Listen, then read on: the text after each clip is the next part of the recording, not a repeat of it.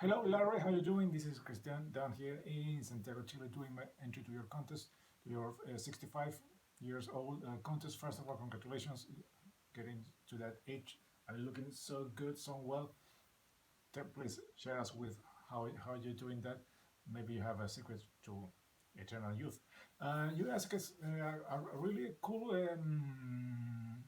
thing about your contest is to revisit an album we haven't listened to in a long time. And at the first time, uh, you were you didn't like it, or you had some issues about it. You have some things maybe you didn't like. Maybe it was the time it came out, or you were listening to something else, and you got this from your band that you had a complete list, and you had to hear it, and you didn't like it, and listen once, twice, and you show it because it wasn't what you were looking after. I'm going to talk about not my usual bands that I talk normally here. Um, I'm doing entries. I'm not, of course, going to talk about the big bands. This is a well-known name of a band, but not one of the major one here in the hard rock music type type of music that I like to listen. I'm going to talk about the Cult. I don't know if you're familiar with that name, that band. They are still active. They put out a new record last year. I can't remember exactly the name. The only thing I know, it's really short, under 30 minutes, I think, or around 30 minutes, 8 or 7 songs, and that's kind of departure of the sound they were having in the last records, kind of a return to the roots from the earlier stuff. That's as they started being a kind of a new dark wave, new wave, a goth band back then in England in the early 80s, and then they started shifting their sound to a more kind of hard rock type of music, gaining and gaining more fans when with their new releases they were having.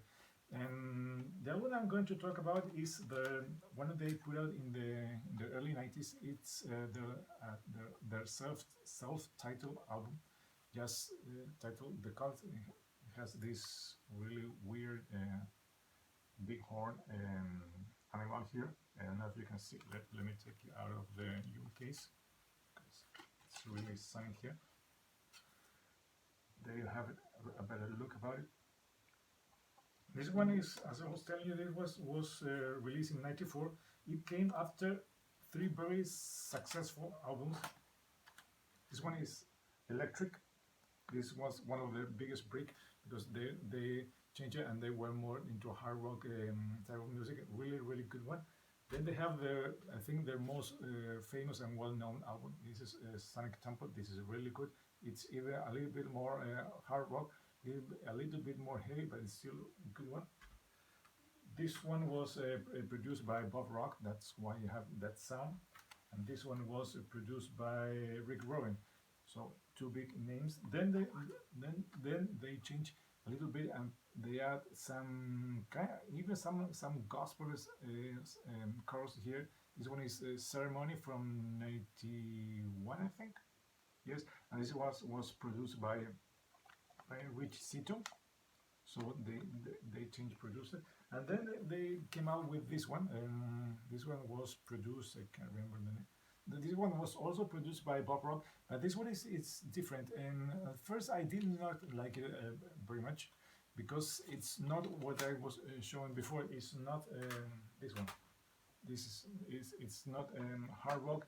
It's a little bit more alternative. It's a little bit more sound of the times that we have.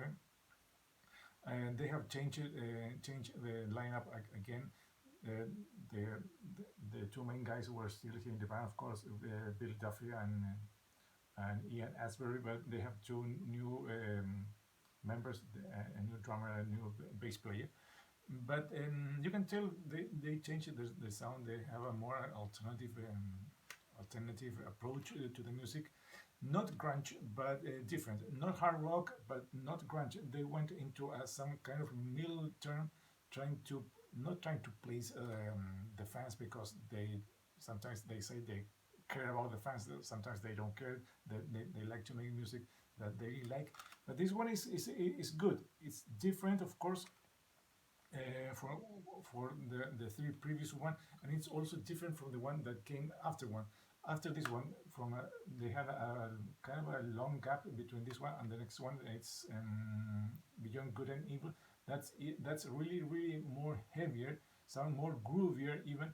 In that record, they added Matt Sorum from Guns N' Roses as their drummer, but coming back to this one is really good. They have some good songs. Some songs that are a little bit different. As I was telling you, they had a single. It's track number two, Coming Down. It's track number two. That's really good. That's the sound of the previous album. You can tell they were still trying to do some songs related to that type of music with catchy, catchy, catchy chorus, big guitars, that type of music.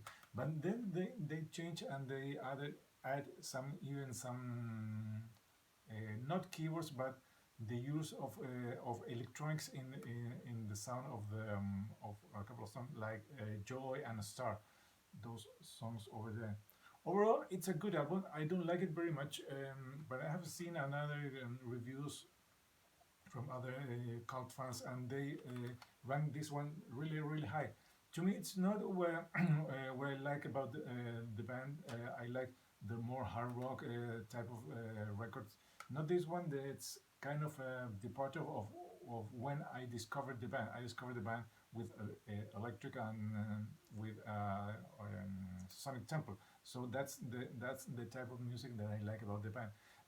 This one is good. It's not as bad as I thought the first time when I listened to it because it was a shocking difference from the previous one.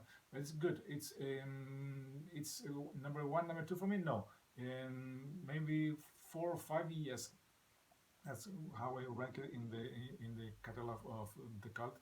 And yes, I was really good revisiting this one after a long period, maybe more than 1 year, even 2 years. I have not listened to this one, and it was good to see what they were at in 1994, trying to navigate the changing scene of music, going from the hard rock, that kind of music, the hard rock, even heavy metal, and then trying to adapt the new wave that was going on, the groove metal that was coming after, the alternative, the grunge. But this one is not grunge; it's a mix of hard rock and alternative, and I think it sounds good when you put it this now almost 20 years after. So that's it. That's Larry. That's my take on the Cult self-titled album from 1994. Hope you like it, and maybe if you don't know, listen, give a listen to the band and their discography. You will find out it's a really good band, and they deserve more attention here in the music business here in the BC. So that's it. Without more rambling, more things to say, this is Christian down here in Santiago, Chile saying goodbye. Thanks for having this contest. Hope you like my entry. See ya.